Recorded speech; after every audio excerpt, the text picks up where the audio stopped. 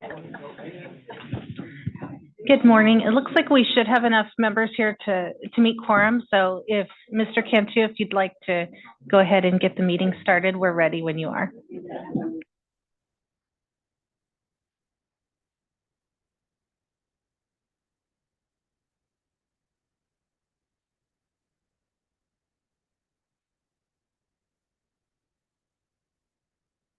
Okay, call this meeting to order. Roll call. Who does roll call? Thank you. Mr. Cunha? Yes. Mr. Clark? Ms. Zimmerman? Oh, I see you, Mr. Clark. Thank you. Ms. Brown? Yes. Mr. Harrell? Ms. Lopes? Here. Mr. Hostel? Here.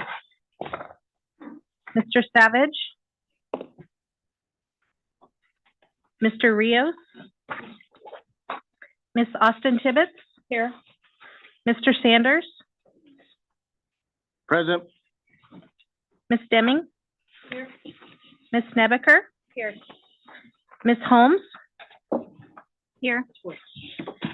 Mr. Liba? I am here. Thank you. Ms. Agers? Hi. Jeff, here. Ms. Fast? Here. Mr. Cryer? Here. Ms. Morrow? Here. Mr. Troost? Here. Mr. Delgadillo? Mr. Gutierrez? Mr. Cantu? Here. Mr. O'Brien? Here. Mr. Maderos? Here. Through the chair, we have a quorum. Right, I guess that means the meeting can move ahead. I'd like to wish everyone a happy belated New Year and holiday season. And my name is Ben Cantu, and I'm told I'm the new chair. And help me through the process, please. I'm going to try and facilitate the meetings as best as I can. I know there's traditions, but I tend to get to the point and move meetings along. So if I upset anybody, let me know. I'll feel troubled. As far as some instructions here, during the meeting, all public participants will be placed on mute. Public members will be unmuted and muted by control, whoever that is. Audio for members of the public will be unmuted once they are recognized to make a public statement. And let's move on to the Pledge of Allegiance. Please stand.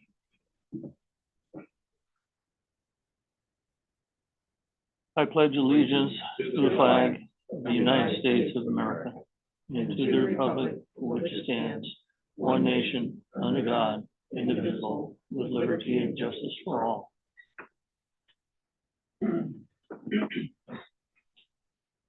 Okay, any questions regarding the minutes?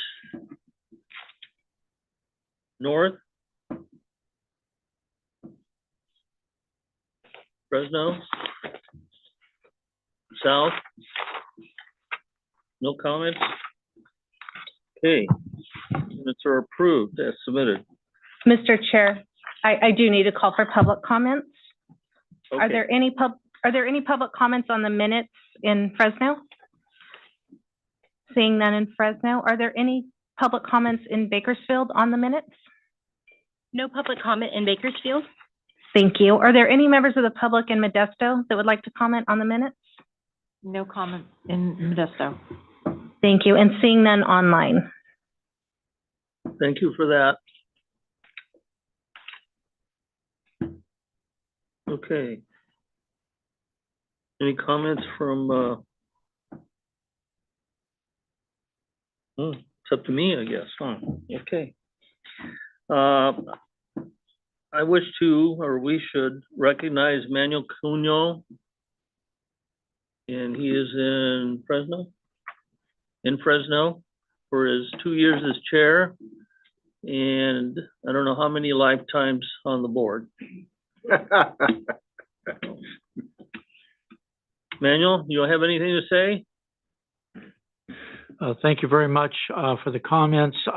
Again, let's keep moving. At least I know we try to get done by 12, so the objective is for me not to say anything because that's how we get it done.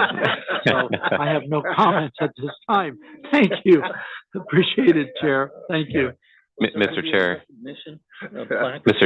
if I may, this is Samir over here in the Fresno office, and I just wanted to echo your appreciation on behalf of the CAC. We do have a plaque that I will walk over and hand to Mr. Cunha right now, thanking him for his service. It says here, Manu Cunha Jr., Fresno County, with gratitude for your service as chairman of the Citizen Advisory Committee 2021 to 2023 from the governing board of the San Joaquin Valley Unified Air Pollution Control District. So Mr. Cunha has been on the CAC for a long time, has served as chair, not just once. I don't know if I don't actually have that number of terms, but I just wanted to thank you, Manuel, on behalf of all of us for your service. And then, Mr. Chair, I just wanted to note, maybe after this item 6, we may want to go back to item 5, which is the open public comment item. But I think we can finish this here, and then if you want to go back to item 5, I think we'll be able to handle that one as well. Okay. Also would like to recognize a new member of our board here, Denise Holmes. Would you like to say a few words? I'd like to thank everybody. I'm Denise Holmes, representing Merced County and Industry Ag for Foster Farms. Okay, thank you. Welcome. And now the executive director's report. To the chair, I'm going to actually call for public comments for item 5. So item number 5, public comments. This item is made available. That's okay. I'll read through and call for the comments on this one. This time is made available for comments from the public on matters that are not on the agenda. It's requested that no comments be made during this period on items on the agenda. The public may make comments on each CAC agenda item during the time allowed for public comments. Attention is called to the fact that CAC is prohibited by law from taking any action on discussion matters that are not on the agenda. Are there any members of the public in Modesto? No members of the public in Modesto. Thank you. Are there any public comments in Bakersfield? No public comment in Bakersfield. Thank you. Are there any members of the public in Fresno that would wish to comment at this time? Seeing none and none online, Mr. Chair, you can go ahead and take it back to your comments. Okay, thank you. Executive Director. Thank you, Mr. Chair, and also wanted to say belated Happy New Year, and hope everybody's having a great 2024. Just wanted to introduce myself again for those that I haven't worked with as closely over the years. My name is Samir Sheikh. I'm the Executive Director, APCO here at your Valley Air District, and I'm looking forward to what I hope to be another productive year, getting valuable input from the CAC and working on a lot of things this coming year. There's a lot of interesting work that's going on, and the journey towards cleaner air and working together as a region to look for ways to support our valley is continuing in earnest, this year. And so you'll hear about a few of those key items today. Just want to highlight a couple of the major things that over the last couple of months the board has acted upon. Just give you a couple of highlights. There was a big federal funding award that the Valley was able to obtain. It was a $56 million grant from the Federal Highway Administration that we partnered with actually several partners to develop. It's actually for electric heavy-duty truck charging on the 5 corridor. And this is an area that's, it's got a lot of energy going into it. You know, a lot of discussion around hydrogen, electric, the pros and cons, and you know, basically whether the grid can handle these types of projects. So within that space, there was actually a major grant opportunity that opened up. We're able to successfully receive, it's the third biggest award in the country and the largest in California, to build out a couple of facilities on the 5 corridor.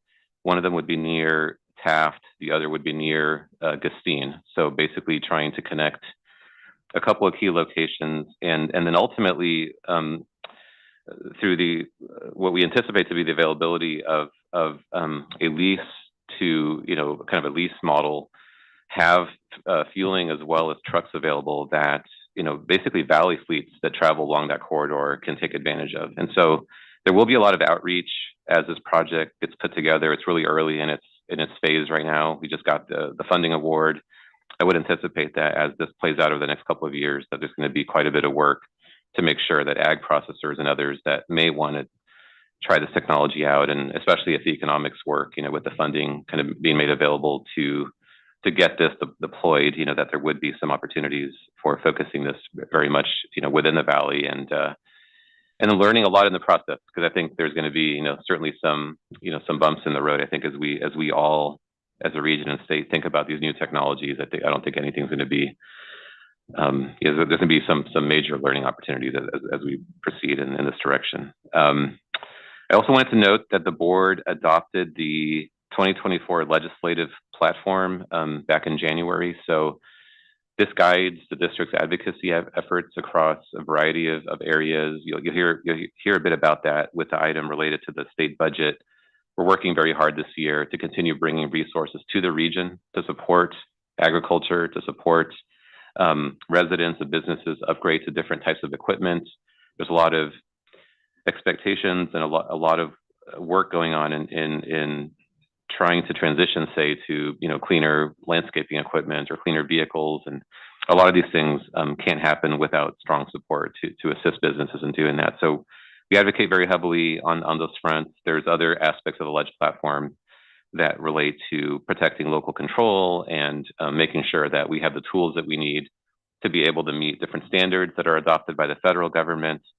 So it's quite an extensive document, and you're more than welcome to check it out. It's posted on our January board page, and it was adopted by the board.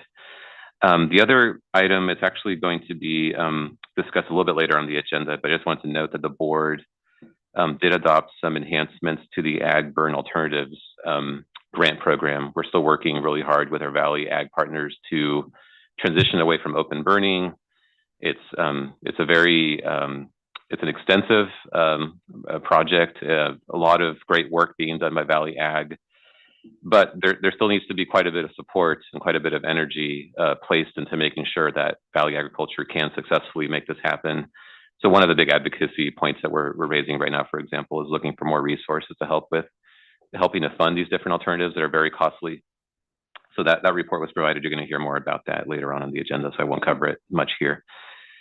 I also wanted to note that for I think it was the 8th year in a row, maybe the 9th year, we did receive the Government Finance Officers Association Certificate of Achievement for Excellence in Financial Reporting that was taken to our board, along with a 100% clean audit, both on the federal and the state budgeting side. We had an independent auditor, you know, once again, look at all the finances, and they came out with the highest level of auditing possible. So I just wanted to continue providing that reassurance to the CAC that we, as per the board's expectations, and obviously, you know, through mine and yours as well, you know, in terms of spending our money wisely, you know, we did get very good report back on that.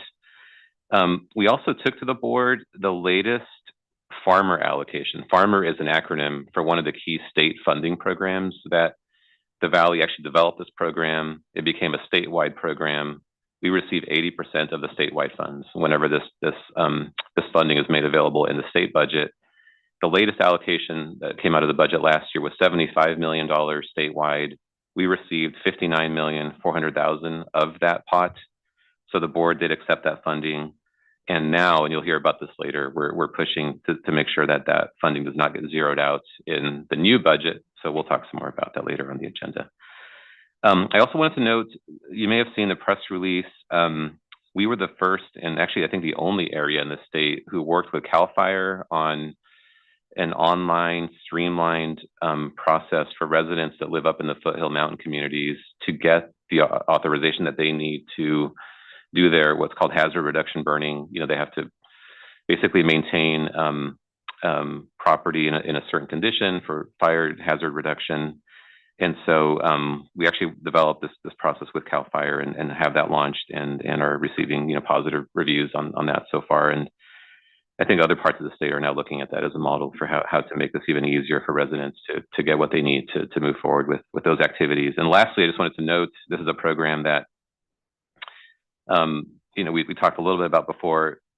We developed a new program that would fund as a pilot alternatives to fireworks for some of the large public gatherings. You know, so this would be 4th of July, but could also involve, you know, more holiday season related or perhaps even sporting events where there's large fireworks that are used. So to basically reduce, you know, those emissions, but in a positive way, working with a variety of partner organizations across the valley. We developed a pilot. This goes back to our November board meeting. The board adopted a $250,000 allocation to the program as a pilot. We opened it up. We received 25 proposals for about $800,000 in funding requests, all up and down the valley. You know, everything from rodeo show to variety of different things. There's drones and other technologies that are becoming more broadly available, and when you couple that with other things, you know, music, and there's been more success kind of in this area. So it's just another example of where we're just trying to continue to push the envelope on just thinking of different ways to keep reducing emissions and in a partnership mode. So I'll stop there. And Mr. Chair, thanks for giving me a few minutes to go through those items. It's been a couple of months, so I apologize for taking, you know, probably a little bit more than. We'll get the meeting back on track here. I'll turn it back to you, Mr. Chair. Happy to answer any questions. Thank you. Any questions? One question here. When in the heavy truck charging stations, in the initial stages, is there going to be a precedence list or is it a free for all? Oh, you know, first come, first serve. Yeah, that's a great Could question. you hear me? Well, yes, sir. Yes. Okay, good. Thank you for a good question.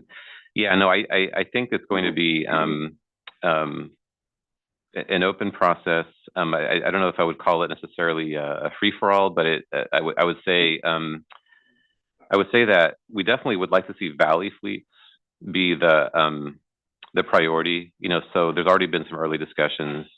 There are facilities that operate on the west side of the valley that if we do this right, and there is if we can get these two fueling stations developed, which is where the bulk of the funding goes, and there is an availability of cost competitive heavy duty electric trucks available, perhaps through a leasing option, which is the model that is being developed to kind of go along with the fueling stations. Our priority would be to see if we can get our valley fleets to access that funding, you know, or at least availability of those trucks. So it's still a little bit away. We'll keep you posted on that as to what that process looks like. But it'll be something that we'll definitely be doing some inward, you know, facing outreach to try to maximize the benefit of the project. Thank you. I have a quick question, if that's okay. Go ahead. Yeah, and I'll try to be brief. Is there a place where we can read the scope and narrative on that grant for that award? Yes, and what we could do is, if you know, based on the level of interest, just the questions, what we can do is we'll send out the press release that went out on the grant, as well as, you know, just like a project narrative, you know, something that we can catch up on it. It went to the board. There's a board item. There's some really good information there as well. We'll send out a couple of links and Great. some info to the whole It's CAC. good to know what the award period is also. Yeah. And regarding the ag burning alternatives, in this, pardon me, I'm new. So is there been any dialogue with CAL FIRE on partnering with the equipment that they already have, like the curtain burners? Yeah, there's certainly, and I'll just give you a quick answer, and then I think we're going to have a whole item on the item on that issue. So we can probably do a little bit of a deeper dive in there. There certainly has been dialogue. That equipment is earmarked right now for a lot of the heavy tree mortality stuff that they're working on up in the forest. Now, what we have been able to do though is through the state funding that we received a couple of years ago, there was $180 million that we were able to advocate for. We spent a good portion of that funding on building up the fleet of equipment, a lot of it being shipping equipment. But the program right now, for example, does allow for a farmer to use an air curtain burner and qualify for funding under the program. So there are services that are also expanding the air curtain burner fleet as well, especially with some of and then again, there's actually members on the CAC who've been actively involved on this. It could speak to this, I think, later when we have that item, but there's also disease, crop issues that can often come up with it, where an air curtain burner can be an effective alternative, where maybe chipping, isn't necessarily the best or most immediate way of dealing with that. But we do work pretty closely with CAL FIRE on woody waste issues, variety of, so we're always in discussions with them, but that hasn't been, I think we've been able to create, a whole market almost that continues to need to be supported though, as we think ahead to there's actually this year is the final year for the smallest farmers, and then the final deadline. And you'll hear, again, I don't want to give away, I think I'm taking away the punchline for the presentation that's coming up a little bit later, so I'll stop there. But there is a market that's been created, but it will need continued support, I think, as we move forward. Meaning, I think Valley Agriculture is going to need some support. Okay, and just real briefly, regarding that, the process that people are using to get, I'm in Madera County, I work with Fire Safe Council. One thing that you might want to be aware of is that we have a lot of citizens up in eastern Madera County that don't have access to web services and internet. And we're finding that elderly are having a hard time getting their burn permits completed. And a lot of times they will go to the CAL FIRE units, but there's nobody home. So just something to keep in mind, that we'll have to have some alternatives through the process. No, thank you so much for sharing that. And by the way, we're going to be maintaining different ways. So it's not just limited, but I think it's good to hear that, so we can just make sure that we can work with CAL FIRE to address that. Thank you for that. Any more questions? Okay. Let's hear about an update on the attainment plans and rules from Emily.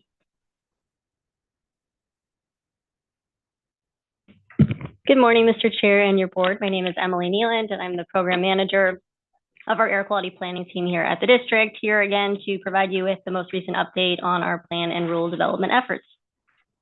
So first, I just wanted to highlight a couple of actions that recently happened in EPA's Federal Register on our attainment plans and other submittals. On December 14th, EPA took final action to approve portions of our 2018 PM 2.5 plan, as well as other state implementation plan revisions that address serious non-attainment area requirements for the 1997 annual PM 2.5 standard. So that's a really big milestone here at the district. We're also continuing to work on our revised PM 2.5 plan for the 2012 annual PM 2.5 standard. Most recently, we held a public workshop on February 15th. We had a lot of public participation and engagement. A few of you were in attendance, so thank you so much for the feedback that you provided. So plan development is ongoing. We are working with CARB, our state partner, to develop our attainment strategy for that plan. With regards to contingency measure requirements, which I know I've been here a number of times to give you guys updates on our efforts on that front. On December 20th, EPA proposed to approve the district and CARB submittals that address contingency measure requirements for the PM 2.5 standards. And they also had a separate action that deferred sanctions here in the Valley. So that was very important that that action happened. And then lastly, on our plan front, we are working with CARB currently to develop a contingency SIP revision for the 2008 8-hour ozone standard. Also wanted to mention that on February 7th, EPA announced that they have revised the primary annual standard for PM 2.5, lowering that level from the current standard of 12 micrograms per cubic meter to 9 micrograms per cubic meter based on the latest health science. So we are going to be working closely with CARB and EPA to discuss next steps on area designations for that standard, as well as attainment plan development. And then lastly, wanted to touch on a couple of rule development projects that we're currently working on. The first is Rule 2520, federally mandated operating permits. Due to recent EPA actions, We are currently working through amendments to our rule to remove affirmative defense provisions within the rule to make the rule consistent with federal regulations. We do have a public workshop scheduled for March 14th at 4 p.m. And then lastly, we are working still to develop proposed amendments to Rule 4905, which will be considered by the governing board at the March meeting here in a couple of weeks. We did hold a workshop on February 13th, and the proposed rule was published for a 30-day review ahead of the March hearing. So those are my updates for today, and happy to take any questions that you may have. Questions?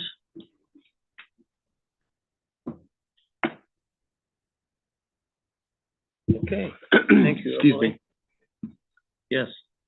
Okay, Rule 2520, that is what date is there a meeting? Yes, there's a public workshop scheduled for March 14th at 4 p.m. And that notice is on our webpage as well.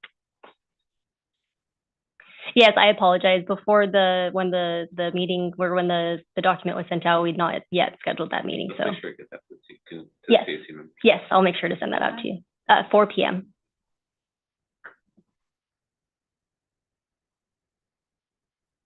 Any other questions?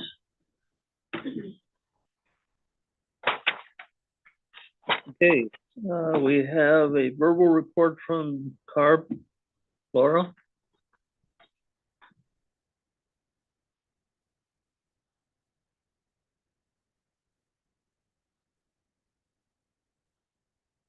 Miss Carr is on. She's loading up into Zoom right now. Oh, okay. Hello, good morning. This is She is. Laura Carr. I guess for the benefit of any new members, I'll provide a bit more of an introduction than I normally would. So I'm an air pollution specialist at CARB, and I'm staff in the Central Valley Air Quality Planning section, which is located within our Air Quality Planning and Science division. In my day-to-day, I work on the SIPs, all the planning work that Emily just discussed, so PM 2.5, ozone, PM10 planning. And then I'm also delegated to provide a very general high-level CARB update to the CAC. So typically I'll provide just a brief summary of actions taken by the CARB board at the previous month's hearing. And those board items are coming from regulatory development teams, divisions across the agency. So in addition to providing just those very brief synopses, I also provide contacts to the appropriate staff at CARB who are available to field any further questions or comments that you might have. And then I also can act as an intermediary to connect you with those folks or to chase down answers to questions you might have. So CARB did not actually have a hearing in February, so you won't see those kinds of summaries in your packet today. But I'll just note that the packet always also includes a list of upcoming public workshops and meetings that might be of interest to you or constituents. And each of those public workshop in little blurbs also has a link for more information about that program. And that link should also take you to a registration link if you're interested in joining those workshops or meetings. So that's all that I have for today. No CARB update, but I will leave it there. Thank you very much. Thank you. Any questions? Yes, Mr. Chair, Manuel Cunha. Laura, thank you. The focus is on the bus and truck rule that has a lot of interesting stop signs. Do you have any information, and I'm surprised that even today that there is not a person who was responsible for this rule in the upper management to speak to the CAC, because you've done several things. You have amended the January 1 registration of the $30, and before you can enter California, before you operate your 20 Tier 4 truck, which is 2011 and newer, you had to pay $30 and register with CARB. Number two is the extension of the port on January 1 of 24. No Tier 4 truck, which is the cleanest truck ever built. Absolutely incredible. Is not allowed to enter any of the ports. And we have 7 ports in this state, 7. And it only could be electric. You made it very clear, and then you have now moved that date to April 28th, I think, or something. No one knows what's going on. Very poor public output to rural communities. And you heard today from a young lady from Madera. In many of the rural communities, the internet is nebulous. It's not there. So I am very surprised. This is the 3rd month. Christmas is on its way. I don't expect a Christmas gift Easter? from CARB. I know that. But I certainly, excuse me, Mr. Chair, that ARB would have had the respect of having top people be at this presentation that you are presenting today, knowing that you are not responsible for the bus and truck rule, but all of these changes and the uncertainty that if you're going to come from Mexico, you're not allowed to enter California unless you pay the $30 annually, and you get a smog check. So now I have, excuse the words to all the members of the board, Chair, screwed up international trade issues with Mexico and Canada.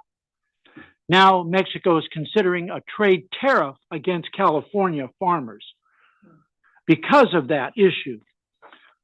And nobody has addressed those issues in your office at the highest level. But yet you are going to cause tremendous damage to my farmers in the next couple of months. I can go on with a few more items, but you also disallow any interstate truck to come into California unless it's a Tier 4, you register and you pay a fee. So now California Resources Board has become the Department of Motor Vehicles, which is already enough of a disaster, alone to have CARB now playing a role of entering fees. So I apologize to the board, to the staff, but I'm very disappointed. We've talked about this when I was chair, and apparently, and I will make this very clear, this is me, not the CAC. You have disrespected the people of this valley, this state, and the businesses on trying to get to this issue so we know what the heck is going on, and we don't. We don't even know what is going on with the April deadline for electrics. And just for your own comments, Laura, you can go back to your staff. Long Beach and LA, 18 million ETU containers, has approximately 13 to 18,000 trucks. They only have 235 electrics. How in the world do I move products? And secondly, the South Coast Air Basin, which I'm surprised you haven't reported to us, the staff,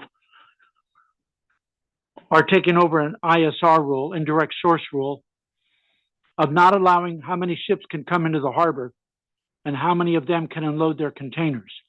So now we're going to pick and choose. So now I'm going to have a worser issue other than with Canada and Mexico.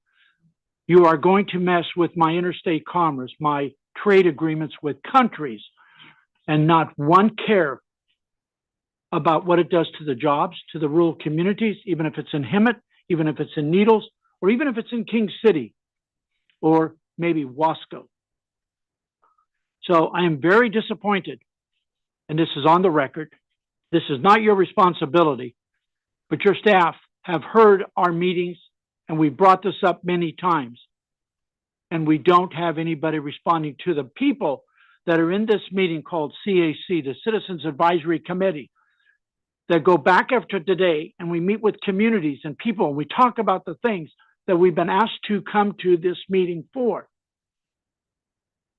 And I want to commend Samir, though, in his efforts of trying to do everything in his entire team to keep this valley alive and not destroy the businesses and the communities and the jobs of working with our folks. That's my dissertation, but I'm deeply disappointed. Today, the 3rd month, and nothing, and yet extensions and whatever's happened. And many of our truckers have no idea what the heck you're doing to them because you're just not issuing tags from DMV, but yeah, you are the second DMV. You are I think you're the governor. So thank you. Sorry, Mr. Chair, but it's just been frustrating to see the third month and nothing done, but yet things are happening. And we have a young lady that from the CAC this morning that talked about internet is not available at all. So I created another paradise situation during a firestorm. So thank you. Mr. Kunal? Amen. I agree with you 100%. I was a public servant for 34 years, and the only individual at City Hall that represented the people of the community. Things get lost when you become a bureaucrat. All right, let's move on. Any other questions? Chairman. Yes. John Sanders, Bakersfield.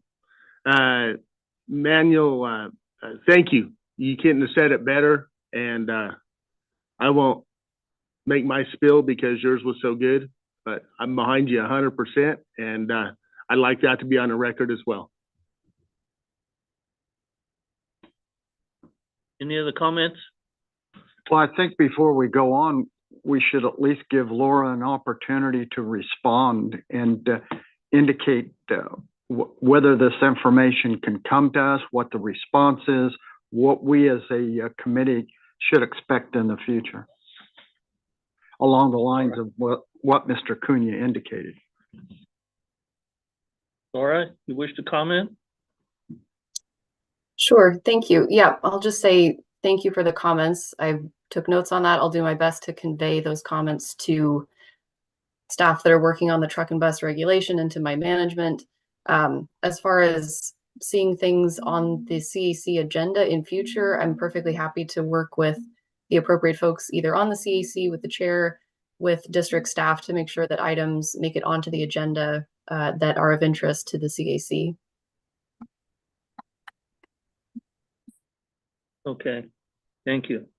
Any other comments? All right, let's move on. Mr. Chair, we have another one here in You Fresno. have another comment? Okay, go ahead. Hi, Laura Brown. I think there's a lot of nodding heads around the room as Mr. Cunha gave his comments, and so I'm just going to add on to that. So Laura, as you can add to your notes, there's just so much ambiguity around the implementation of Clean Truck Check and Advanced Clean Fleets. Right now, Advanced Clean Fleets is a huge mess. We don't know what's happening at the state level. As business owners and operators that need to make budgets years in advance to make the kind of transition that they're talking about, to have the infrastructure in place, how CARB has rolled out these programs has been embarrassing.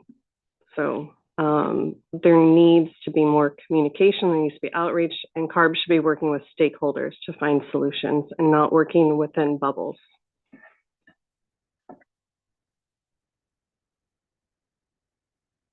Any other comments? All right, let's move on to item 10, Citizens Advisory Committee Representatives Recommendations. Good morning, Mr. Chair. Jessica? Yes, Good morning. hello. Good morning, Mr. Chair, members of the committee. My name is Jessica Olson. I'm the Director of Community Strategies and Resources, and I'll just give a little bit of brief background and turn it back over to you, Mr. Chair.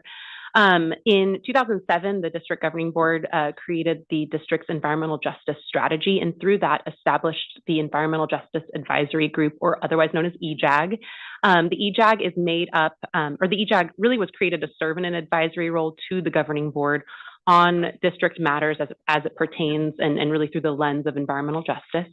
There are 13 members who serve on the EJAG. 3 of those members are members that are appointed from the CAC. In addition, there are also, you have an opportunity to appoint 3 alternates for each one of those members. Each one of those members serves each representing the different interest groups on the CAC. So as it stands right now, we have 3 members, 2 of them alternates and 1 primary, who are coming up on their 2-year terms.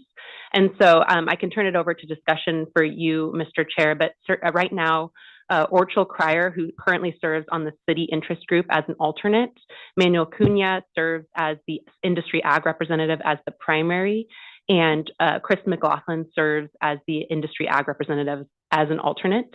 All 3 have indicated that they're willing to be reappointed, but certainly up to this group to reappoint or at least appoint any representatives for those 3 open seats. So I can turn it back over for discussion to you, Mr. Chair, and just let you know that whatever recommendations come out of the committee today will then be forwarded on. It is actually up to the district's governing board to officially appoint to the EJAG. Okay, Jessica, are there other candidates or just these 3? I think that's just up to you. You can, I think, just through the discussion today, solicit that. These aren't necessarily candidates. I'm just indicating that these are the folks that most recently served. There's no limit on how many times, and so it sounds like they're still interested, and if that's the will of the committee. But I think that's just a discussion that you can certainly facilitate with the group if that's of interest. Okay. Through the chair. Yes. So quick question, just so that people who might want to volunteer know, when is the meeting? How long is the meeting? Where is the meeting, et cetera? Certainly. Much like you all, this is a Brown Act committee, so it meets in person in one of the 3 regional offices. We currently meet every other month on the 4th Thursday at 5:30 in the evening.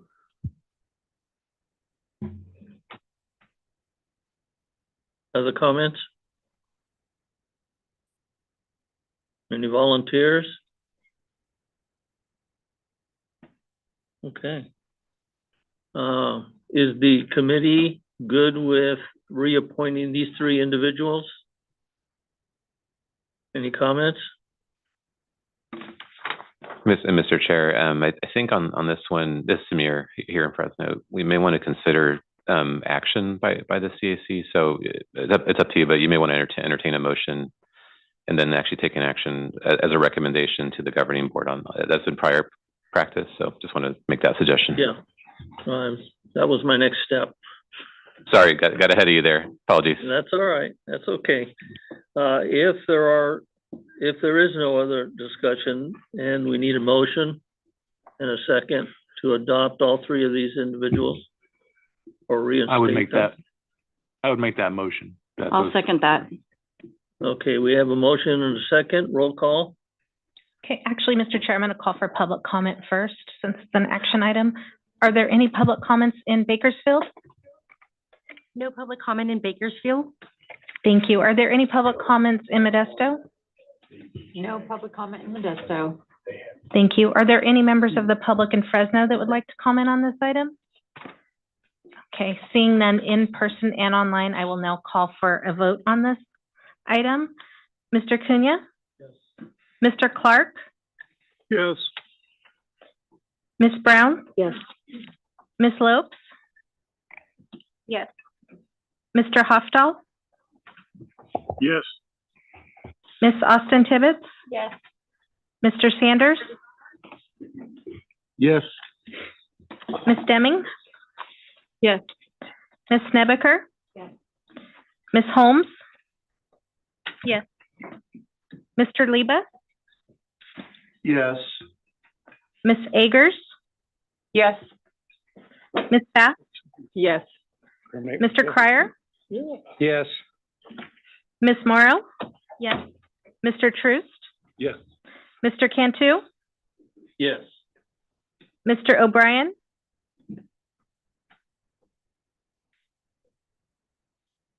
Mr. O'Brien?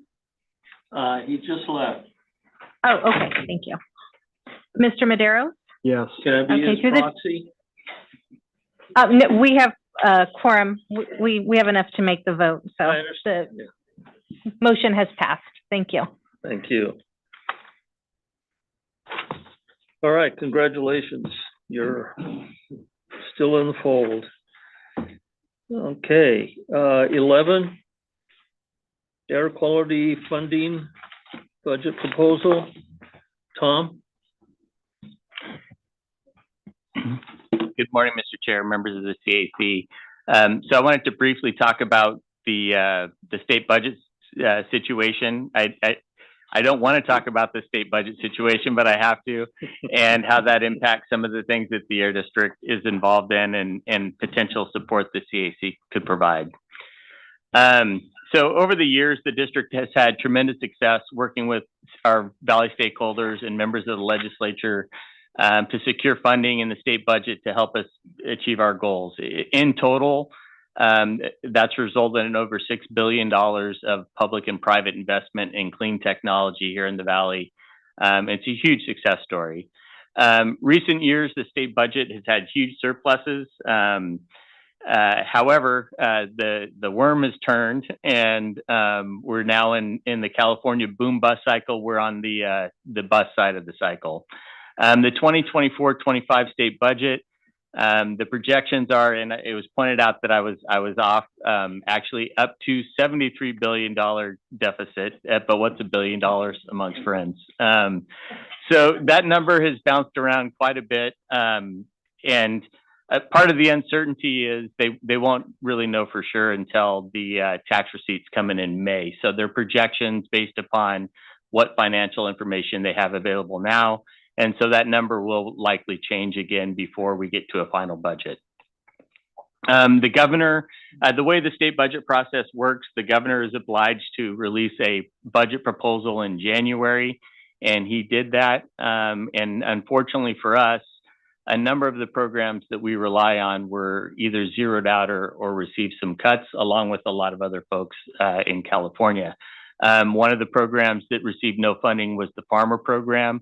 That actually was the situation last year, and we're able, through the legislature and others, to get part of that funding restored. Our Alternatives to Ag Burning program is running out of funds, probably this month, I would guess. And we had requested additional funding for that. It did not receive any additional funding. The AB 617 program has seen a funding reduction of $50 million. So it did receive funding. It was $300 million last year, and it was reduced to $250 million in the governor's budget proposal. As far as the Air District goes, we weighed in with the administration before the governor's proposal. We continue to engage with our legislative delegation, people in the budget committees. We've written letters to all those folks outlining our priorities. And one of the main, I think, talking points we have, a lot of the funding we rely on comes out of the cap and trade program.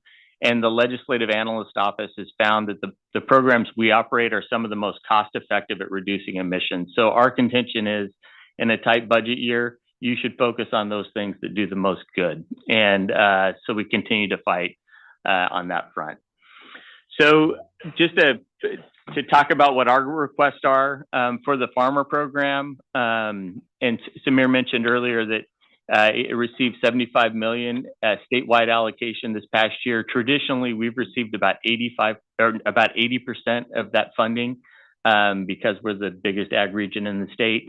It has been higher in the past. We're asking for it to be restored to $150 million in the budget. For the Alternatives to Ag Burning program, we're asking for a $75 million allocation. We've had a great working relationship with ag as we phased out ag burning. We're getting to the point where everything that can be phased out is, and it's not a good time to run out of money and potentially see that go sideways as we continue to move forward. Also, the state has a number of goals. We talked about trucking, but there's goals for electrification across a lot of industries. In the ag industry, there's been looking at forklifts, other yard tractors, things like that. But one of the things that's been pointed out is for that to be successful, there's a lot of infrastructure that needs to be put in, not just charging infrastructure, but hardcore electrical infrastructure. So we included a request for $125 million to help move that process forward if the state wants to continue pushing those goals. I mentioned earlier the AB 617 or Community Air Protection Program. we're asking that the 50 million that was reduced be restored, so it'd be 300 million statewide. I think traditionally we've received right around 30% of those funds? So a pretty significant portion of all that. The Air District, along with South Coast, were the pilots in the state to run the Clean Cars for All program, which is a program focused at low-income and disadvantaged communities to replace older high-polluting vehicles with more advanced technology vehicles. We aren't asking for additional funding in this year's budget, but there are some funds that were already allocated to the state that if they were reallocated, could keep these programs operating for the next few years. And so we're asking for a reallocation of those funds to keep all the programs in the state running. So there's 5 regional programs, and then the state operates a program for the remaining of the state. And we think there's enough money to keep them all going if they refocus how that funding is spent. And finally, traditionally, when we've done our budget advocacy, the CAC has weighed in support of the district's request. We included in your packet our budget letter for this year, as well as the CAC letter from last year. And so I would suggest it would be appropriate if the committee is so willing that the committee approve the chair and others to work with us to get a letter from the CAC in support of our funding request. And with that, I would take any questions that you might all have. Questions? Yes, Mr. Chair, Manuel Cunha. Again, Tom, Samir, the entire team, the board, thank you for your vision of continuing, again, keeping us informed on what you're doing, rather than us being the blind, a bunch of bats. Like ARB has done on the truck and other stuff. At this time, Mr. Chair, I know that we have debate and discussions, but I would move to follow the same process of support to what you have laid out with the board. You've absolutely thought this out from all aspects. The Clean Car program, a tremendous success. The Tune Up, Tune Out program, tremendous success. I mean, you've helped people. And I'll never forget Jamie Holt, and the very first one up in Modesto, I believe, where that woman was able to get, I think, $400 at that time, or $350. And she made the comment, now she could buy food because the money you gave her, she could tune up her car for her car to drive better. And I'll never forget that. You had a woman and 2 children, single mom, having to do all this. So I think the program, which you guys have done, the staff, the board, has been tremendous. Yeah, my hands are crossed to hope to get ag burn. Absolutely. For us to go backwards is a destruction to my industry and to the communities. But also continue on with the most cost-effective programs in the world, the farmer program, between low dust harvesters, tier 0 tractors, this emission level out, with the newest tractor that is so minute out. So I would, at this time, Mr. Chair, I would like to move that we approve to support the efforts with a letter concurring with the support of the board's decision on the legislative platform and this funding. Thank you. Thank you. And I'll second that. Any other comments?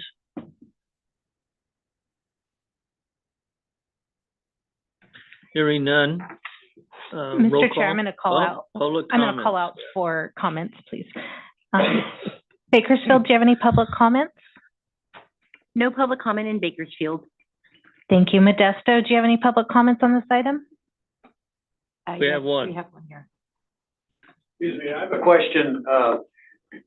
I understand that there could be a lack of funds from the state budget that's proposed at this time. Does that mean projects that have already been approved, and in this case, farmers have possibly bought new low dust equipment, are they in jeopardy of not being reimbursed now, or is that funding already secured if the project was approved? So, Mr. Chair, if I may, there is a waiting list for people to receive funding in the farmer program, but those people have not bought equipment yet. So while it wouldn't put someone in jeopardy that had bought their equipment after getting approved, what it does do is it makes the wait time longer for the people that are in line waiting to get funded. Understood, and thank you for the answer. Just one further comment. It seems to me that there's a pretty big disconnect in those that instigate this cleaner burning environment for Californians, which we all know is for a healthy California, but there's a disconnect between that and those that provide the funding. And it seems to me that if the funding's not available, if truly our state is having an economic challenge, we ought to move back on the dates for when the mandates become available, such as farm burning and the need for replacing truck equipment. To me, from just being an industry person, there's a complete disconnect. And it seems like those that are making the rules and the laws are totally unaware of the economic challenges for those that are under those laws and got to keep running a business. So that's just a comment, but thank you for the report. Okay, thank you. Through the chair, can I ask the member of the public who made the comment to give me their name? Sure, I'm an alternate member of the CAC here in Modesto. David Fippen. Thank you. You forgot to call my roll also. Sorry, when the primary member is in attendance, we don't call the alternates for attendance. Fair enough, thank you. Other comments? Any other public comments in Modesto? Any members of the public in Fresno that would like to comment? Seeing none and none online, I will call for a vote on this motion. Mr. Cunha? Yes. Mr. Clark? I'll vote for it, but I have reservations. Thank you. Ms. Brown? Yes. Ms. Lopes? Yes. Mr. Hofstall? Yes. Thank you. Ms. Austin Tibbetts? Yes. Mr. Sanders? No. Ms. Deming? No. Ms. Snebaker? Yes. Ms. Holmes? Yes. Mr. Liba? Yes. Ms. Agers? Yes. Ms. Fast? Yes. Mr. Cryer? Yes. Thank you. Ms. Morrow? Yes.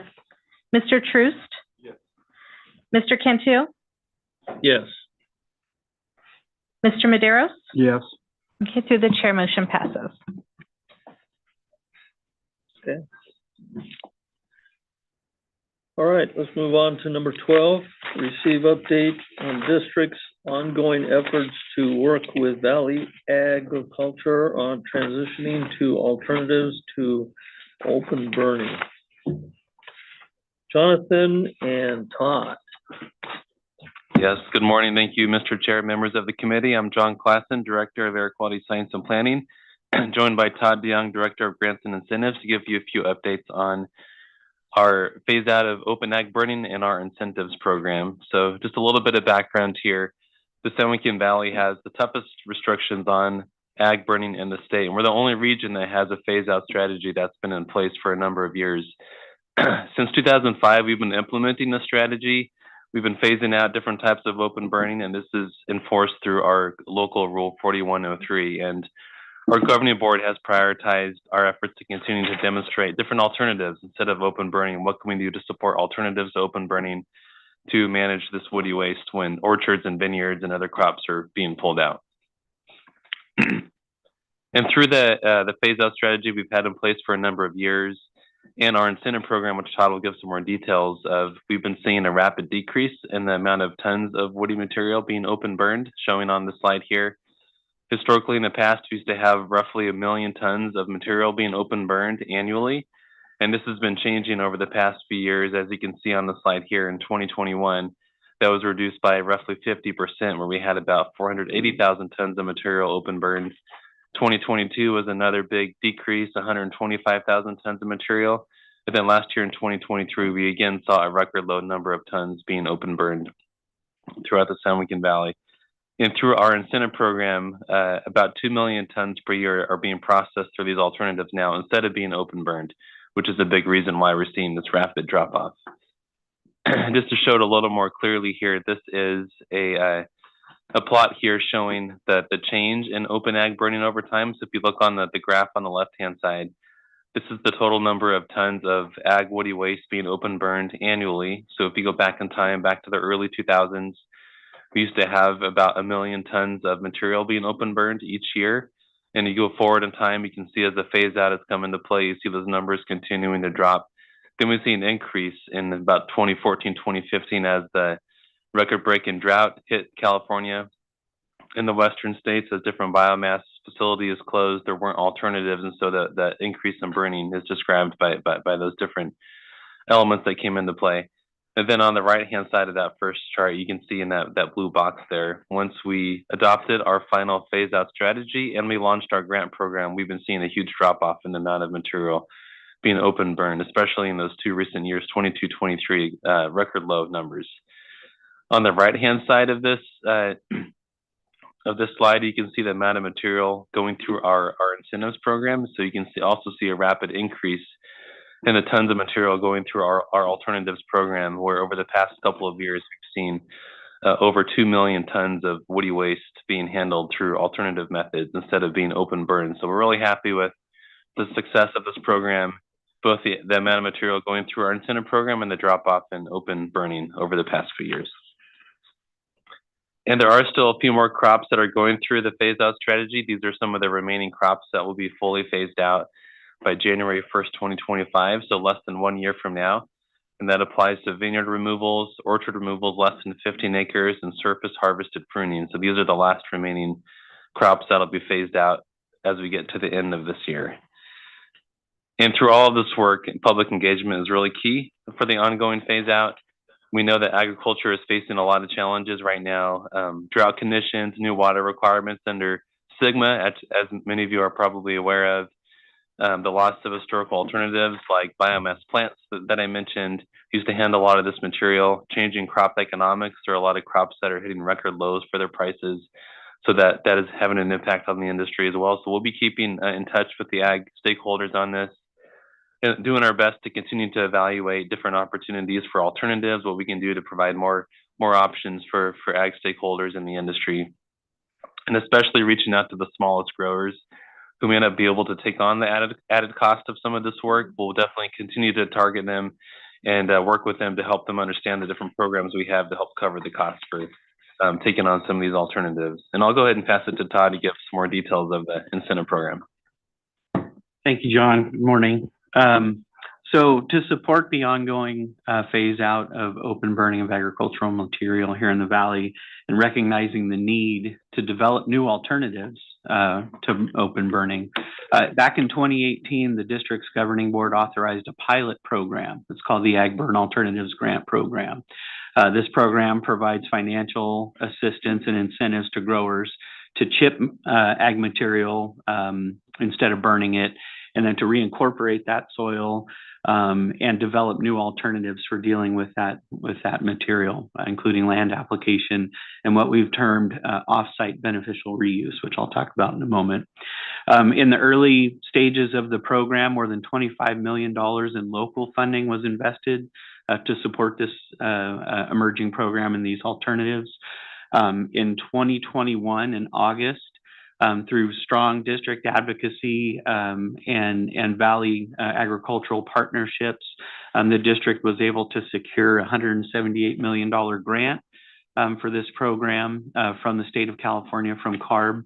A good chunk of this was to go for these alternatives, but there was some funding set aside to actually expand the fleet capacity to deal with the additional load on these chipping contractors. So we wanted to make sure that there was enough chippers out there to support this new process and this new focus area. At the time, again, as John talked about earlier, there's always been a focus on assisting small growers. They don't have the financial capacity in a lot of cases to absorb a lot of these costs, as well as some of the larger growers do. And so the board has always had a focus in this program on ensuring that small growers have access to these funds and are provided some additional assistance in some areas. So a very short time after we received this grant on September 1st of 2021, we relaunched the program utilizing this newly available state funding, again, with some additional focus areas on assisting small growers. A certain percentage of the funds had to be utilized for small growers, and additional funding in each one of the funding categories was available to these small growers. This enhanced program has been critical in developing and supporting this new transition to these alternatives, increasing the availability of the chipping equipment, and then assisting with, the significant costs associated with chipping and soil reincorporation, and then these beneficial reuse alternatives. Since the program has started, we've supported these alternative practices at more than 226,000 acres of primarily orchard and vineyard material, and that represents over 6.2 million tons of agricultural material that otherwise would have been burned that has gone through this process. It's resulted in about 12,000 tons of NOx reductions, 22,000 and change tons of particulate matter or PM reductions, and over 19,000 tons of VOC reductions. Since September of 2021, we've spent about $160 million. It's actually almost at $170 million as of today. As of the date today, has been spent in support of these alternative practices throughout the valley. So where we are today, we recognize that we're about out of funding in that state grant, and we also recognize that additional funding is necessary and additional support is necessary throughout 2024 and through the 2025 final phase out schedule. So the district has been working on a couple of fronts to secure additional funding, and I'll go through two of those right now. Number one, we're working with the CARB, we're working with the state to get this program included in the community air protection guidelines. So that's the state AB 617 program. We're working to get this program included in those guidelines so that it would be available as a funding opportunity in that program. We're going through that process right now. CARB has the CAP guidelines open, and they're going through that those revisions right now. The program is included and is expected to be approved by the end of this month. And so April 1st, we expect to have access to those CAP funds to continue this program. We also recognize that there are some additional programmatic changes, which I'll describe in a moment, that are necessary to extend and expand the use of these funds to ensure that we have available funding to support the final phase out by January of 2025 and beyond. So in January, our board, through an action that they took, reallocated $10 million of existing district funding from our suite of agricultural funding opportunities to this program. This is sort of stopgap funding. This was meant to get us from January, where we were about to run out of that state funding that we got. This was supposed to get us to April. Until we had access to those community air protection funds. And then at the time, the board took action as well. At the time that those CAP funds became available to us, they allocated $20 million in previously unallocated CAP funds that the district has to that program for the remainder of the fiscal year. And the other thing that the board did in January is they took action to ensure that that there was broad program access and to extend the reach of those funds. In the program up until January, we had a participation cap of 500 acres per entity per year. So any one entity could receive funding for up to 500 acres of material through the program.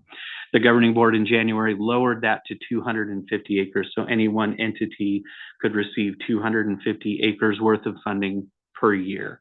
And again, that was just meant to to stretch out our available funding, make it available to more farmers, particularly the small farmers. And so where do we go from here? On a daily basis, we're monitoring the grant program participation levels. They've been very, very high. And we don't see that slowing down anytime soon. We want to make sure that we're responsive to the needs of the Valley's ag community. And again, particularly those smaller growers that have those unique challenges in complying with the regulations. We're going to continue to engage with the Valley ag organizations. In fact, just last week, we were up in the North Valley doing a presentation with some wine grape growers, and we'll continue to do that. We'll continue to engage the Valley ag groups and understand that they do have access to these funds and what the requirements of the phase out schedule are, and continue to make sure that we have that active and ongoing dialogue with those groups. We'll continue to advocate for additional state funding, as Tom and Samir indicated a few minutes ago.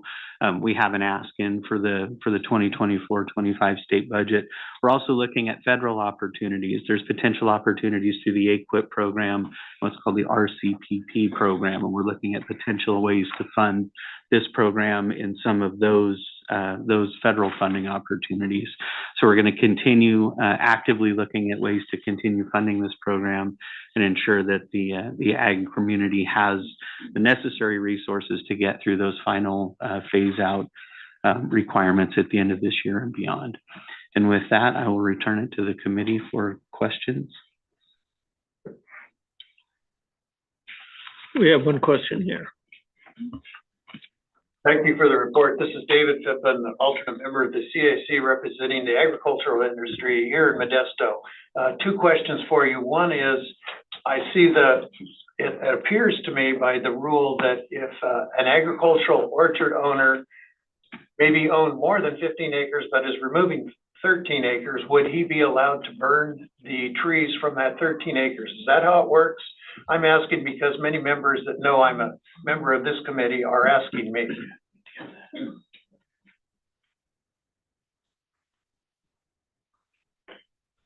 Yeah, thanks for the question. And that's on slide number 5.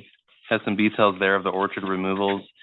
It's based both on the size of the ag burn operation, where that's been decreased over time from over 500 acres, and then over 200 acres, and then over 100 acres. And there's been other provisions that have come into time as far as like the size of the removal that's allowed. So yeah, let me just add a little bit more to that. So at this point, you as a farmer would have to have less than 100 acres, and then also remove, say, less than 15 acres, and you would still qualify for the rest of this year. And then come January 2025, that would no longer be available, even for small orchard removals. Last year it was less than 200 acres. The year before that it was less than 500 acres. But this year we're down to, you have to be less than 100 acres to be able to still use that option. Okay. Hopefully that answers the question. That answers the question very well, and I'll pass it along to those that are asking me. The other comment I'd like to just make is that the reduction of this ag burning has had a very, very big impact on the industry. I speak for the almond industry. I can tell you that with the low commodity prices, there are a huge amount of almond acreage that are being abandoned, and it's impacting those neighbors that have trees. The abandoned orchards are a host for the insects that attack our crop, and I can tell you that the results of the 23 almond crop, the insect and damaged portion of the crop has gone from less than 2% to greater than 4%. The effects of that is more than 50 million pounds of almonds will have to be destroyed because they've been impacted. So I think what you need to know, and what I want to pass on to you as a member of this committee, is that this is a huge impact on our industries.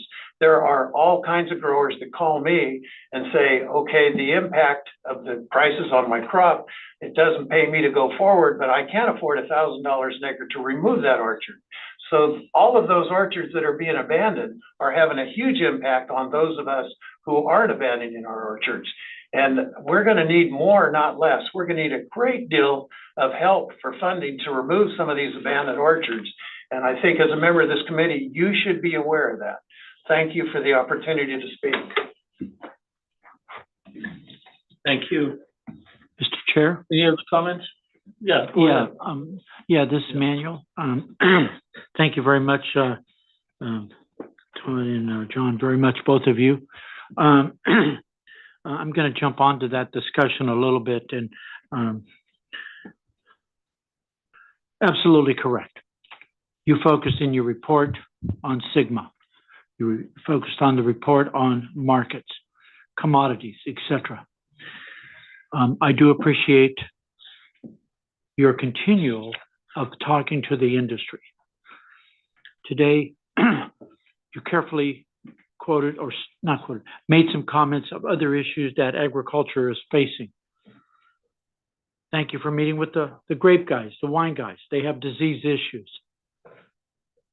We put 30 million of the 178 million, we put 30 million into equipment to get that inventory up so we don't get price hikes from whatever and delays in getting stuff shipped.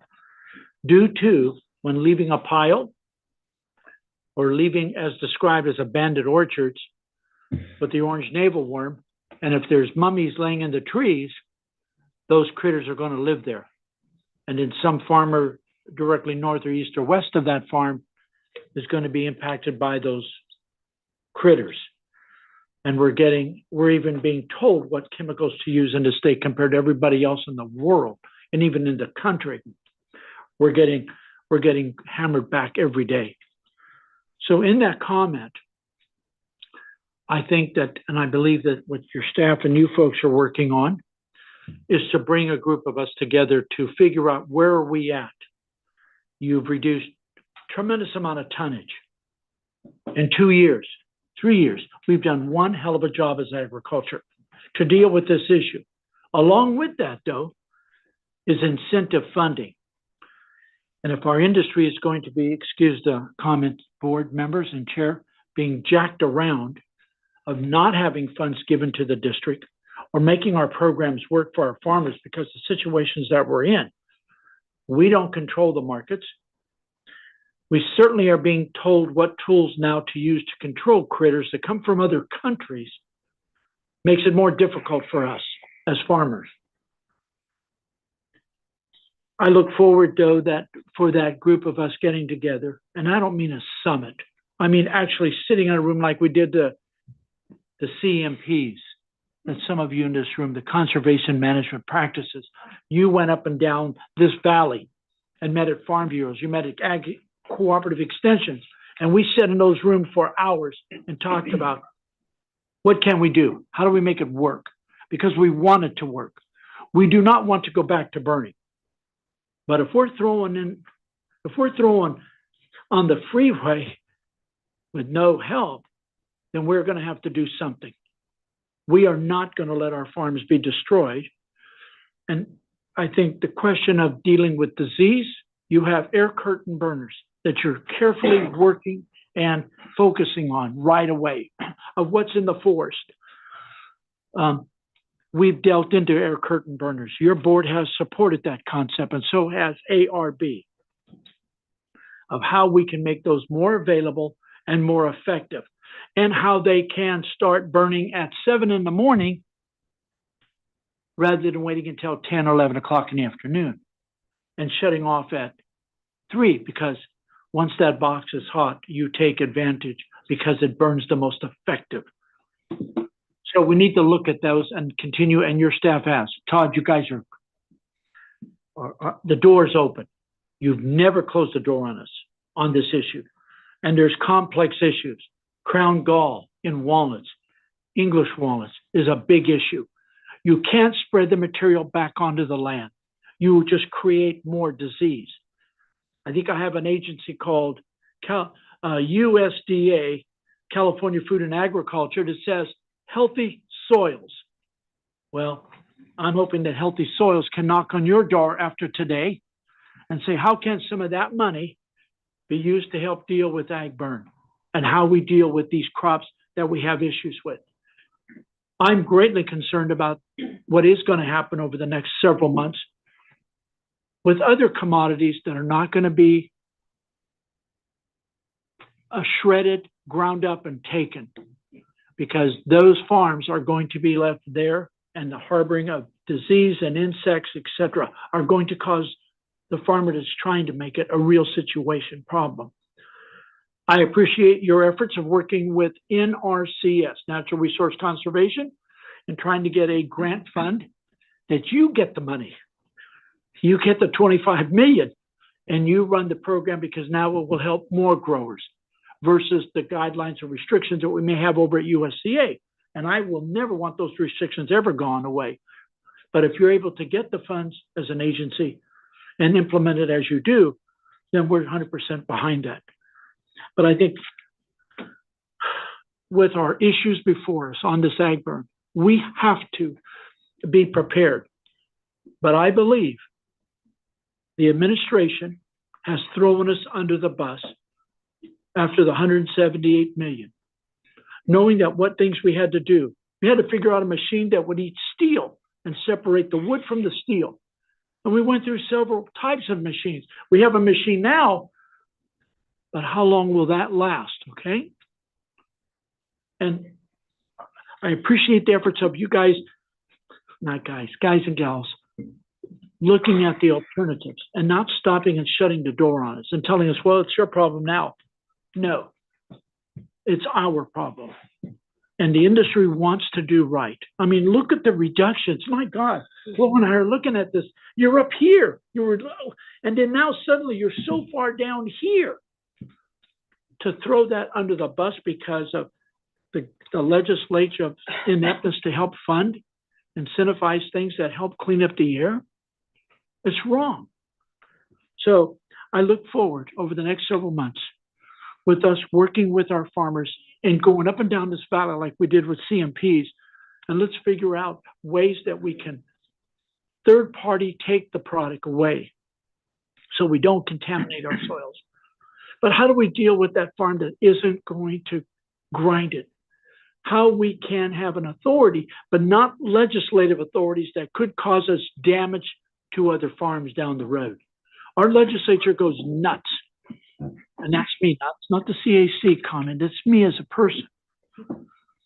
But I look forward to working with you guys to try to continue this effort. I don't want to lose this. We've done too good of a job to remove the burning. Our farmers have stepped up to the plate, knowing how tough it is. And Daniel? we can't let them down. So thank you. Thank you. Ned? A very quick comment, which of course is repetitive. It's my call from the wilderness. This is heralded as one of the most successful programs because you have millions and millions and millions of dollars in grants. But I encourage folks to take a look at, for instance, slide number 8, where you see the actual reduction in NOx and PM, presumably PM 2.5. They're relatively small. This is a very, very expensive program. Per metric ton reduction of PM 2.5 and the other items. I'm concerned about public health, and I think we should always be thinking about how much benefit do we get in terms of PM 2.5 in the atmosphere. I mean, we're already hitting the 12 microgram per meter cube standards. And how much do these hundreds of millions of dollars contribute to a reduction in exposure that can have a health effect? Now, look, I realize this is something that's almost impossible for this organization to really grapple with. But I think to be honest about it, you should, when you provide these types of numbers, indicate the cost per metric ton of the pollutant that's abated, just so we can see. And maybe we would encourage utilization of economic resources that would be more effective to bring about health benefits. Thank you. Thank you. Mr. Chair. Yes. This is Samir here, President. I also just wanted to note for you and the members up north that the screen is frozen here on our screen. We know that you can hear us. We know that you can see the presentation and all that. Just for the members here in Fresno, just rest assured that we're all live. I do think maybe after this item, what I'm hearing from our IT team over here is that they can do like a really quick reset on the connection. So maybe, Mr. Chair, when we finish this discussion, we can let them do that so that we can all see each other again clearly. But if I could, I wanted to respond really quickly to some of the comments that were raised, if that's okay with you, Mr. Chair. You got 10 seconds. All right, I'll take a long 10 seconds then. Thank you for that. No, I wanted to acknowledge the comments of because a lot was said, so I just do feel like I owe the CAC a little bit of response. I want to acknowledge the comments that Mr. Cunha, Mr. Fippen raised. We're more than aware. We want the CAC to be rest assured that we're more than aware of the plight of the industry, the $2 sub $2 pricing on almonds, record lows on walnuts. We've heard the 50,000 acres potentially being removed this year on walnut just due to pricing. We know about Sigma. We're hearing about some of the abandoned orchards as well. On that note, I would just say that if you're aware, if you can actually ever give us carefully a name of somebody who perhaps is facing that challenge, we're happy to directly outreach our program to those growers, because there is currently funding available. And so we could actually provide that assistance today if they were willing to.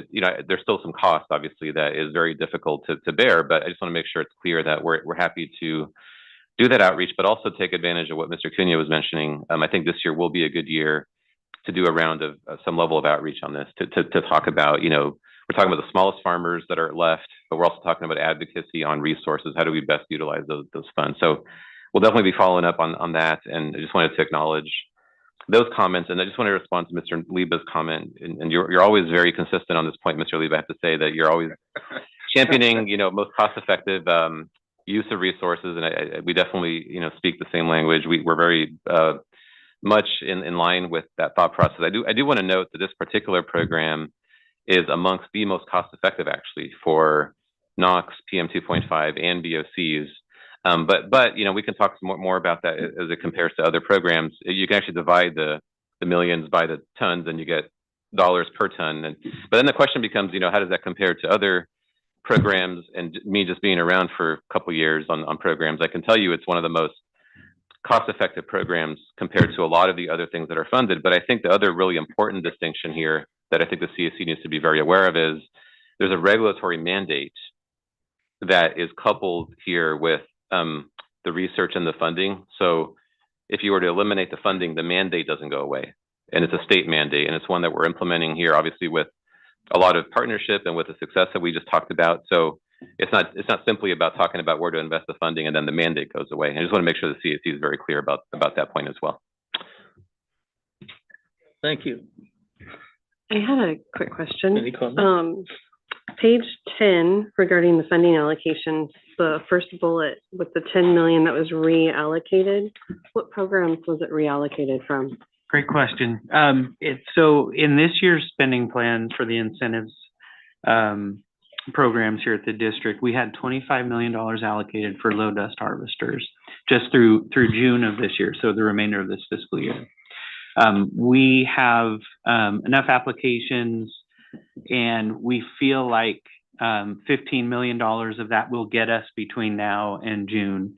And then there will be another allocation for the next fiscal year in that program. So reallocating that funding had no impact on our ability to fund those low dust harvesters between now and June, and then into the next fiscal year. So it did get reallocated from the low dust harvester program into this program temporarily, essentially. Yep, of course. Okay. Any other comments?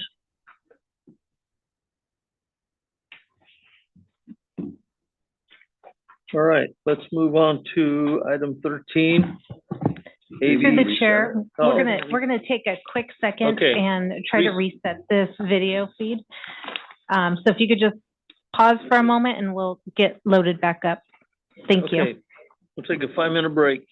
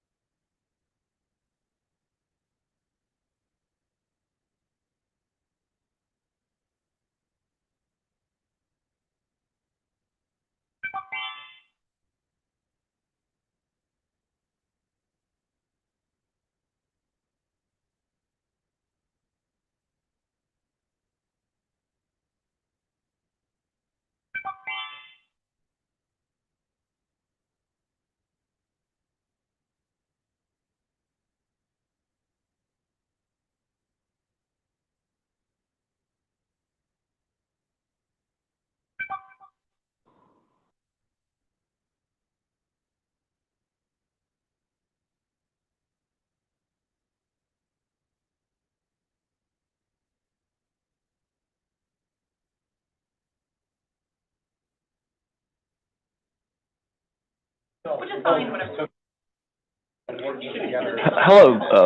Modesta. I just want to confirm if you guys can hear us, and if you can you please reply back so we can confirm that we can hear you as well? Yes, we can hear you in Modesto. Awesome. Thank you so much.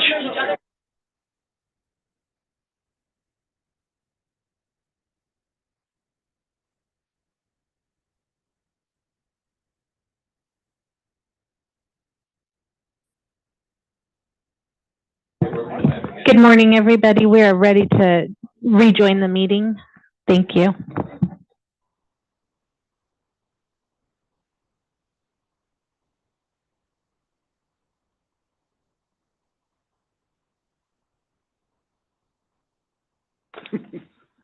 Okay. Item 13, AB 1617 implementation updates. Stephanie? Hello, everyone. Good morning. My name is Stephanie Ng, and I'm a program manager in our Community Strategies and Resources Department, here to provide you all an update on AB 617 implementation since our last meeting. Just by way of background, through Assembly Bill 617 or AB 617, we are working with 4 Valley communities, which include South Central Fresno, Shafter, Stockton, and Arvin Lamont, to develop and implement community air monitoring and clean air strategies.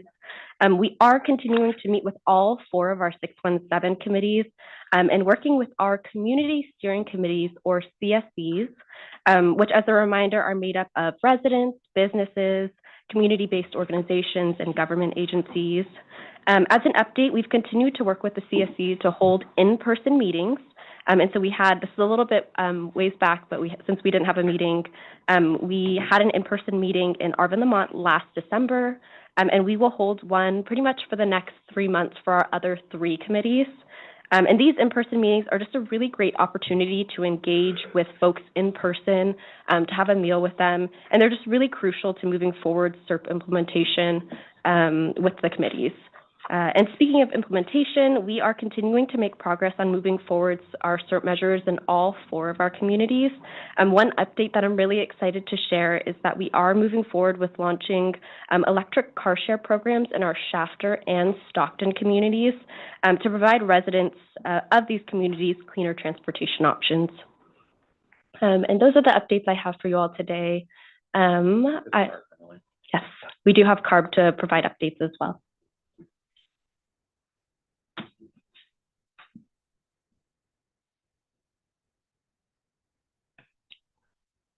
Go ahead, Mr. Moore. Oh, great. Thank you. And it's good to see you all, and welcome to any new CAC members. I am Brian Moore, and I'm a manager in the Office of Community Air Protection here at CARB. And our main job is to work to implement AB 617 at the state level, as well as the Community Air Protection Program based on that bill. The main update I have, actually, Todd DeYoung hit on when he was discussing incentives. So we are updating the Community Air Protection Program incentive guidelines. And the main goal of this update is to add new project plans to the incentive guidelines. So a unique thing about the community air protection incentives is that it allows for air districts working with community members to design their own project plan, which has worked out really great. But as I'm sure air district staff can attest to, it's a lot of work. It takes a lot of time. So with this guidelines update, we are writing project plans for very common and successful community identified projects that have happened over the last 5 years. So they're kind of off the shelf and can be implemented a lot quicker with less resources among the air districts and the community members. And examples are like community greening and vegetative barriers. The alternatives to ag burning is also now going to be a project plan that's ready to go. Low dust nut harvesting, a lot of paving, sidewalk, and bike path projects have also been really successful around the state. So those are really some of the highlights of the updates to the program incentives guidelines. And I actually sent an email to air district staff that they can get to you all that outlines, has information on the draft guidelines. So if you want to read those, you can. And as well, there's going to be on March 19th, this Tuesday, there's a public webinar to take public comment on the draft updated guidelines that will be virtual. Yeah, and with that, I'm free to take any questions now or anytime if there are questions about specifically the CAP guidelines or the Community Air Protection Program, that you'd like to ask the state, feel free to email or contact me. All right, thank you. Any comments? Yes, Mr. Chair, Manu Cunha. On the timeline, Mr. Moore, thank you again very, very much for allowing us to submit comments on the caps for the ag burning part of this. This, I think, will be very important, and really appreciate the staff's work to talk with us and be a part of that and making that happen. On that next Tuesday, I believe you said is going to be the public comment period. Do we have the website to that, and can we send that to all of our CAC members so that they would be able to have at least access, maybe that if they would like to join or whatever? But again, thank you, Mr. Moore, for all the effort and work that your team has done with the Air District to include ag burn in that very much. No problem. It's been great working with Air District staff. Yeah, thanks. And to confirm, yeah, we'll make sure that we work with Brian to get that info out to all the members today. And I think it's in 2 weeks, but I'm not. Is it the 19th? It's the 19th, Yes, correct? just confirming the 19th from 4 to 6. Yeah, we'll get that out then. All right, thank you. Any other comments? Mr. Chairman, it's Les Clark down in Kern County. My question would be, what's the difference in a project plan and a proposed rule? Oh, so a project plan in this side is to deal with incentives. So it's kind of like the carrot side of emissions reductions, where a proposed rule would be like a regulatory step. That would be the stick. I guess so. Yes, exactly. That would be the stick. The stick would be the regulation, and the carrot is the incentive to encourage early adoption of a control technology that is not yet required. Is the idea with the incentives, kind of a two-pronged approach to reducing emissions.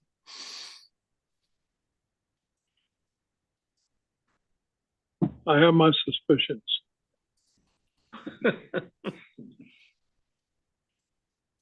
Any other comments? Okay, thank you for those updates. Let's move on to 14, outreach communication reports. Jamie.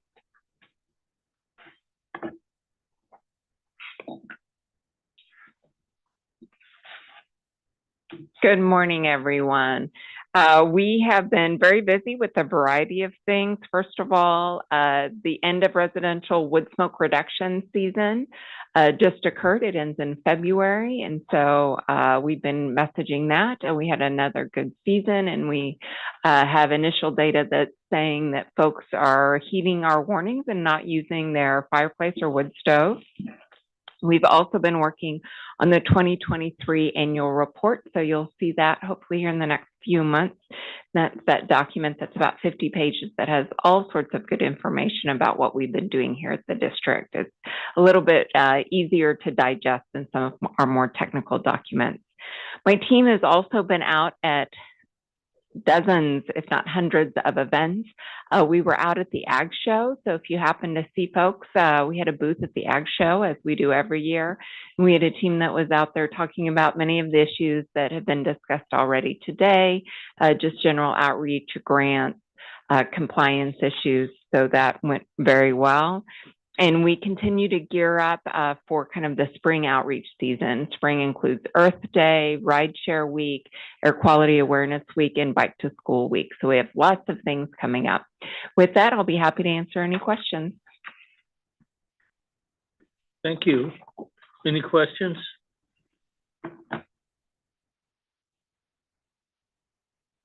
No questions? Thank you. Sure. Thank you. All right, let's move on to CAC member comments. Comments from the north? None. Fresno? Yes, through the chair. Yes. This is Kelly. I don't talk much unless I'm really hostile. However, I do have it's usually when you hear it. I have a suggestion. I've had a few members, the newer members, ask some questions about procedure and information. And I know it's been longer than I want to admit. But we used to have, when newer members came on, usually within the first year, and when the next group of new people came on, we would have tutorial, for lack of a better word, just on acronyms. And I mean, sometimes we use acronyms and we even forget what we're using the acronyms for anymore because we've been using the acronyms for so long. But you know, some people don't, the newer people don't know what we're talking about. And I just was wondering if there was a possibility of not during CAC time, but if there was an opportunity where we could put some of those tutorial type things together. Mr. Chair, could I respond a little bit to that? Yeah, no, I think, you know, that's an excellent idea, you know, and I think there's probably a couple of different ways to approach it based on the will of the CAC and CAC standing for Citizens Advisory Committee. I'm just mentally reminding myself here. But, you know, I think that, for example, if we wanted to do, you know, one or more orientation / like study sessions or something like that, where we, you know, we go over some air quality, I was about to say AQ, the air quality 101s. You know, we get stuck in this mode of, you know, talking this language, right? But we can do that, you know. I think scheduling is always a challenge, so maybe we do a couple or something just to see if we can try to open up some availability. We can also cobble together resources and just, you know, kind of send them out and make them available through links. And we have some materials that I think we're, you know, acronym list. Yeah, we've done some of that stuff in the past. So I just, you know, thought we might throw it out there. Yeah, so if there's ideas on exactly what you think would be most useful, and I can actually meet, and I just want to open this offer as well. If you actually just want to meet with me and kind of go over, you know, your like pressing questions that you may have and get a little bit of just a direct interaction on that, I'm happy to do that as well. Just let me know, and we'll make that happen. But I do think maybe having, you know, some kind of orientation or something, at least some materials, maybe a session or two, just, and then again, I think quorum issues and all that, we do have to, you know, kind of pay attention to that as a Brown Act body. Maybe we'll do some kind of like, you know, RSVPing or something and make sure we don't constitute a quorum so that we don't get into any issues with that. Mr. Chair, Samir, couldn't this be done if it's an orientation by Zoom as opposed to in person? Yes, it could be done by Zoom to make it super convenient. You know, we get, you know, it could be I don't know how long, you know, again, schedules are always a challenge. You know, it's a lot of, there's a lot of density in the information that we have, you know, so you know, if I could have you all for about 8 hours, that'd be great. But I know that's not realistic. So it seems like an 8-hour meeting. But, you know, I mean, I don't, and I'm not trying to say that I'm not. Actually, the chair's running a pretty tight ship. No, I know. I understand he is. I'm not trying to say that I'm not willing to answer questions, because I know some of us who've been here few years, are willing to, you know, answer any questions and do all that kind of stuff, especially but I know that when I was trying to explain, I forgot what one of the acronyms meant, and I went, oh crap. So I think at the minimum, Mr. Chair, we'll send out a set of resources though to the members, and then if there's, you know, we can you and I can talk. We can set up maybe a session or two on the side to help with answering questions. You know, kind of like outside of the agenda type formats. But we'll certainly get some resources out to the members and work on that. I think it's a good idea. Okay, thank you. On that note, Kelly, I appreciate that, being a new member as well. And I asked this when I first came on, is to understand what each of us do in our real jobs, and understand how we on the committee as a CAC member, how we can communicate this and where some of you guys communicate this. Mr. Hoffdale, you said that you talk to people on the outside. I'm sorry, Philip, sorry. You said you talk to people on the outside. So, you know, how do we get our message out? Denise is new, I am new. How do we get this information out to public?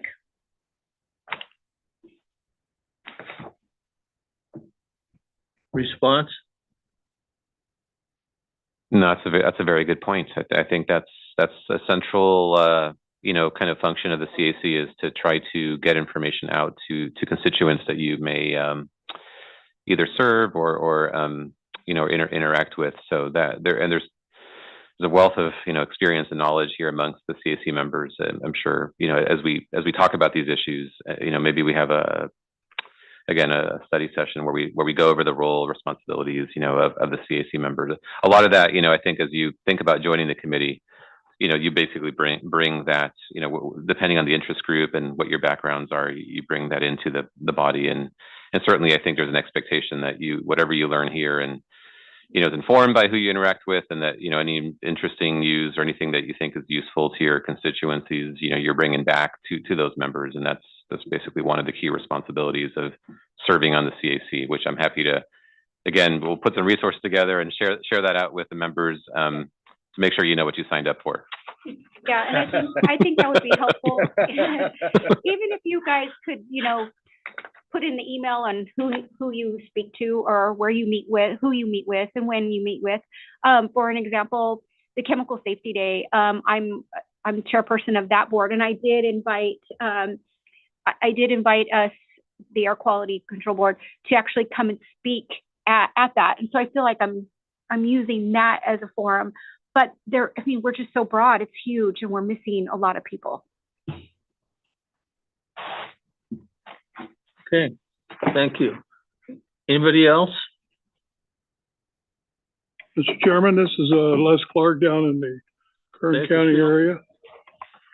I might, under comments from, the peanut gallery here, I'd like to take a moment and express my appreciation for what I refer to as the Spider-Man, Manuel Cunha. Manuel was one of the folks that were on the bottom floor of developing this whole district. So, just to say thank you, Manny, and thank you. And that's probably not enough, but I know the plaque is a good gesture. But personally, I would like to make sure that Manny knows the appreciation that I have for all the hours that he's put in this organization, and the many trips that we've made to DC and back, and as well as Sacramento and back. So it's been a lot of work, and trying to keep up with the Spider-Man is, no, I couldn't do that. But I just want to let everybody know the significance and the importance of Mr. Cunha. Thank you. Thank you. Ditto. Absolutely. Okay, any other member comments? I just have one. When am I gonna get my business cards? You guys don't have business cards? No? Okay.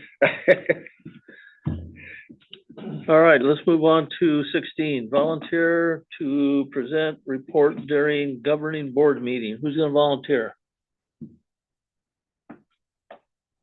Mr. Chair, I wanted to maybe as far as past practice goes, the chair has been traditionally in that role. Although it's up to the CAC just based on availability. But I just wanted to note that's what we've done in the past. Well, apparently nobody's gonna volunteer, so I guess I'll be there.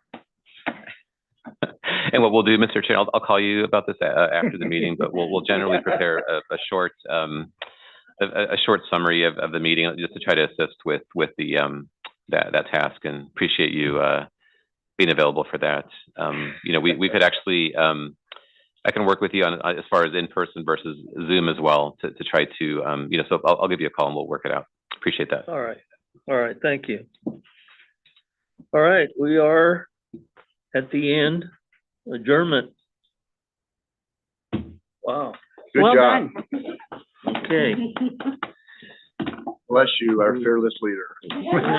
We're done. See you guys. Thank you, Mr. Chair. Appreciate your right. first meeting and great work. Appreciate all the work